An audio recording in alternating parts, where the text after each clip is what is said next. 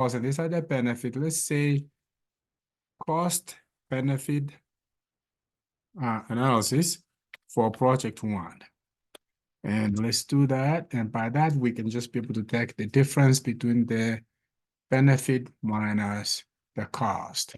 So then we can bring this all the way here. So that is what the net benefits are.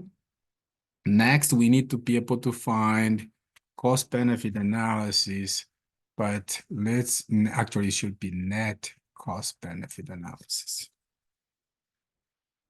And then the same thing here, bring that, let's call it still one. So, and this is the present value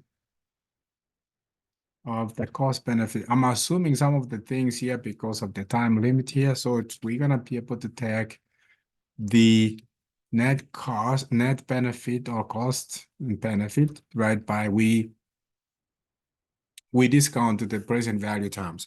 So that would be 1 plus the rate. We're gonna lock this rate and to the power of the initial and 0.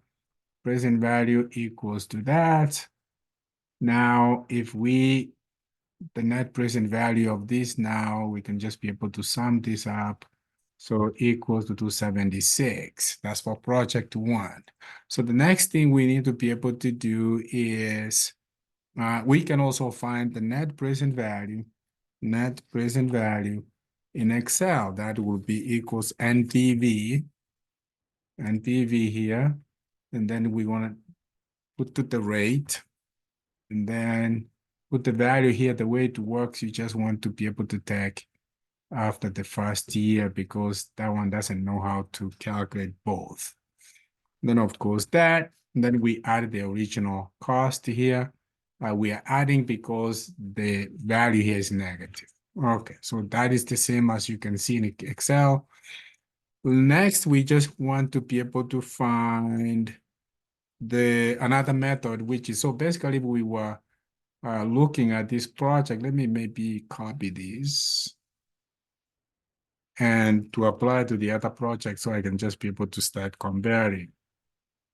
So you can see the 276 versus I just copied everything is the same.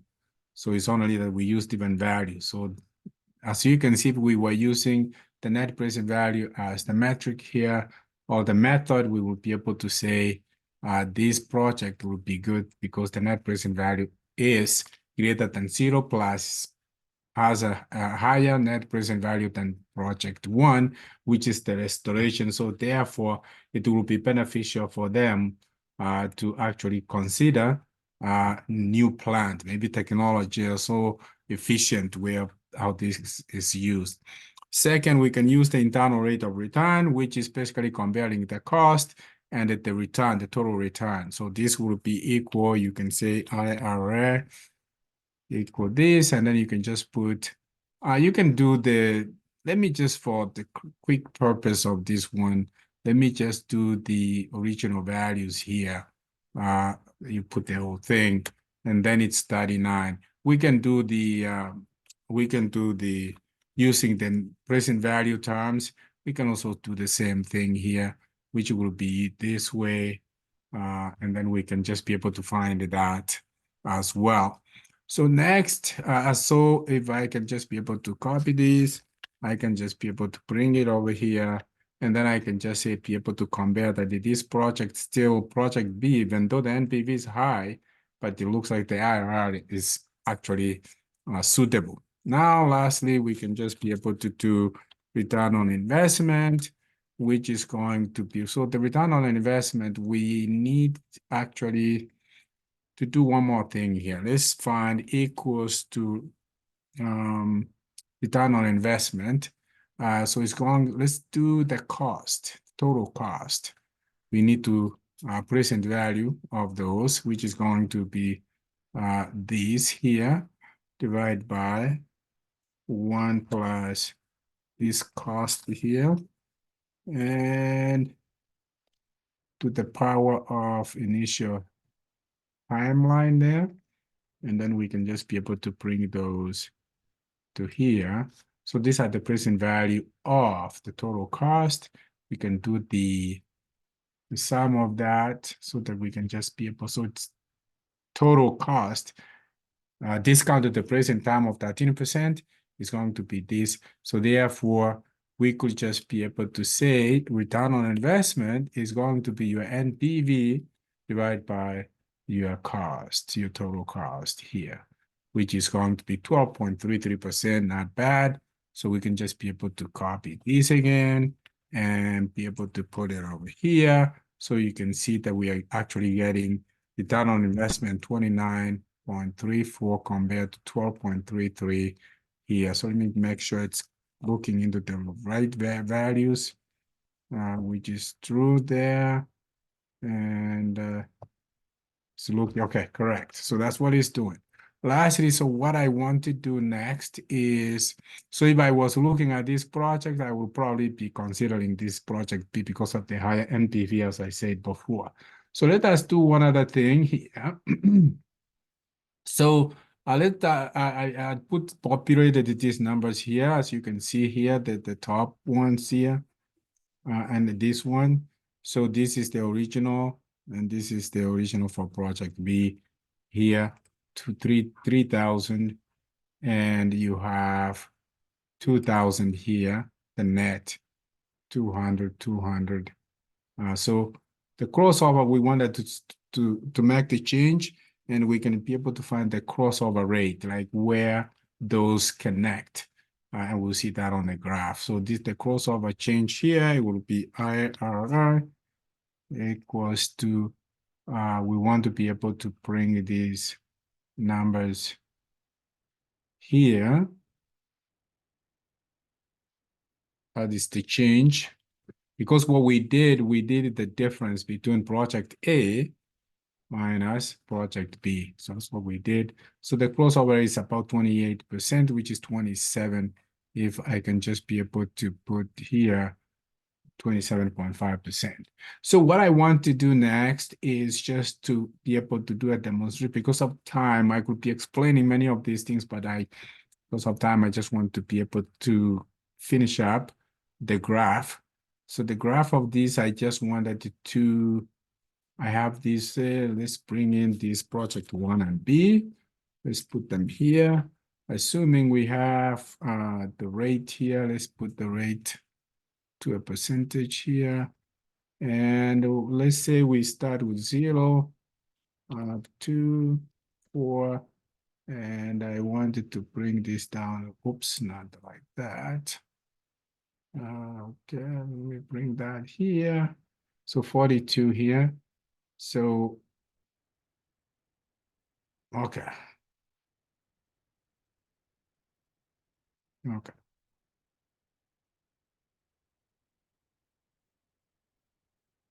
What's going on? Okay.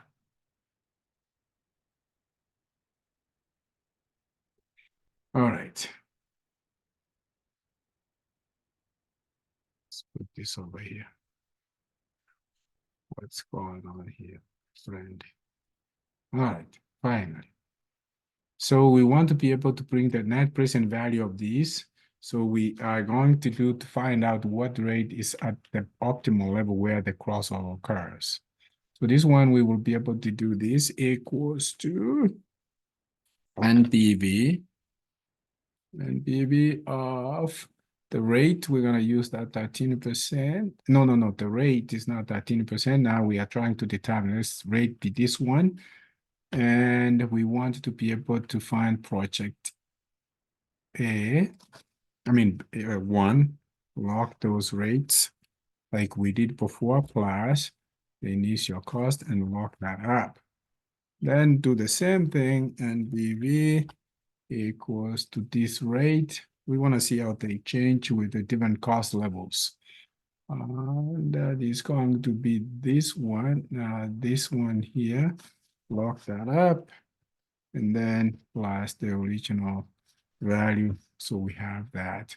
So that is what we have. Now we can just be able to bring these values down here. And then you can see it is, let me see if I'm forgetting anything here. Quickly.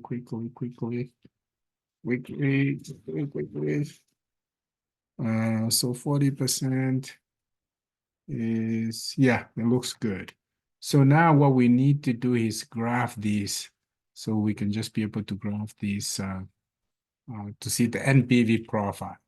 So we can just say, we can put all this, let's say this is the cost.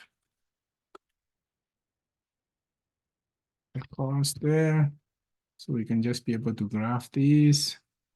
Insert graph. There we go.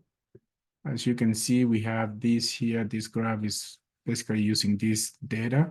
That's the crossover rate that we found. And we can right click here and select data. And what we need is, like, as you can see, the cost is also part of this graph. And we want this to be on the horizontal axis. So we want to click that and remove that and then add it here and then put those rates that we want to check, which is going to be, let's see here. Oh, cancel for a second. Okay. So let me just move this here first. So, oops. Remove that here. And I wanted it to just be able to right click, select data, and then we want to add it. And we want these rates here to here. And then we say, okay. So this gives you a quick picture of the crossover rate. You can just extend this a little bit, and you can see that's 27 that we found. And this is the green one, this project. They tell you the, let me just see so you can see. You can see here the description of project 1 and project. So this is project 1 and project 2 here from the legends there. And you can do a lot of this with the charts. You can just be able to include this, whatever the mapping of this one, you can just be able to do this way. And you can do so many things here, actually, even here. You can just be able to access, for example, you can just be able to label these axis, and then therefore you're good. So that is where that is basically the NPV profile. You can name this one as NPV profile for where, and then that is the crossover for the rates here. That's what we found here when we did the manual calculation over there. So that gives you, the other thing I didn't do was the payback period, is basically the number of years that this project can be. So for example, project 1 here, you can just be able to find, you can either use the net present value here, and then where it starts to becoming a positive, like this is 69. So it's gonna take 2 years and maybe 0.9 something. And then this one, you can just be able to do the same thing here. You are kind of summing to find out how many years. And this is going to be probably 3 years and maybe 0.2 something there. So I'll stop there for now. And that is just